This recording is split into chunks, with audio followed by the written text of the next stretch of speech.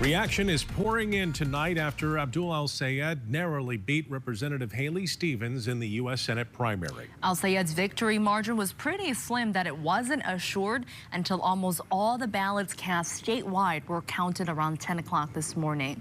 This win setting up a crucial test for progressives in a key battleground state. News 8's Olivia Bosser has reaction from those who are fighting to flip the state blue. Olivia. The nation watched this race closely all night, results coming down to a single percentage point. Abdul El-Sayed will represent the Democrats on the November ballot for Michigan's open U.S. Senate seat. That election could change which party maintains control of the Senate, but the results of this election could mean big changes are coming to the Democratic Party here in Michigan. What we showed is that the power of our many is greater than the power of their money. What we showed is that if you're willing to build a movement brick by brick, if you're willing to go and travel your state and have the conversations in rooms big and small, starting in moments when people aren't even paying attention to an election, but are paying attention to the price of gas and the price of groceries and the price of housing and the price of healthcare, that you can build a conversation that builds into a movement that defeats Goliath. Nearly 14 hours after polls closed in Michigan, a winner was finally called.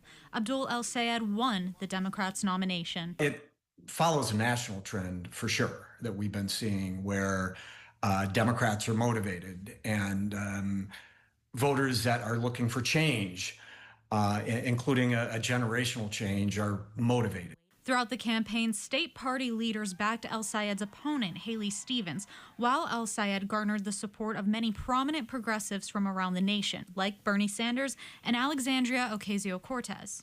His victory could suggest a shift in the status quo of the party away from the establishment, but it's too early to tell if this is a trend or just a candidate that excited the voters. Abdul El-Sayed is incredibly energetic.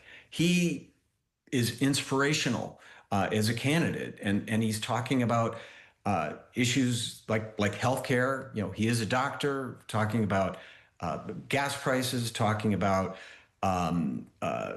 reining in, standing up to Donald Trump. I think that's what voters are ready for. Young voters tell us that energy is what drove them out to the polls, specifically to cast their ballot for El-Sayed. I would probably say that the Senate race was my the one that I had my eye on the most. Abdul was my number one candidate that I really wanted to make sure that I voted for this year.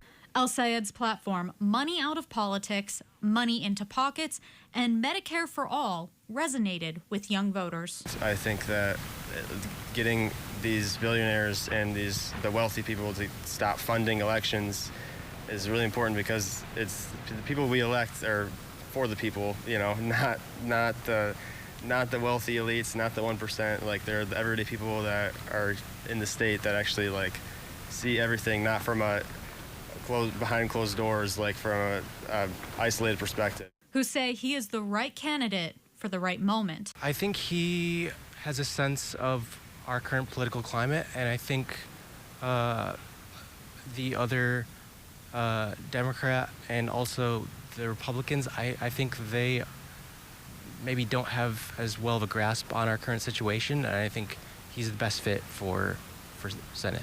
El-Sayed gained a strong lead in Ottawa, Kent, Ingham, and Washtenaw counties, all populations with an average age around 35 or younger, suggesting strong popularity with Gen Z and young millennials, and a major shift in political culture. I think with the last presidential election, a lot of young people that were, either voting for the first time or just on the younger side, maybe didn't necessarily feel the motivation to vote, and I feel like Abdul definitely is fostering hope within young people, feeling that there's actually true change that can happen.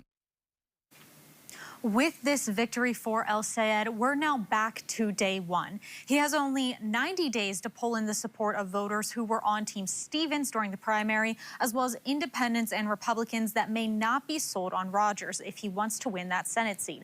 Absentee voting starts in September. Early voting starts in October, shortening that timeline even more. We'll continue to follow this race closely through November and what it will mean for control over the Senate. In studio, Olivia Bosser, News 8.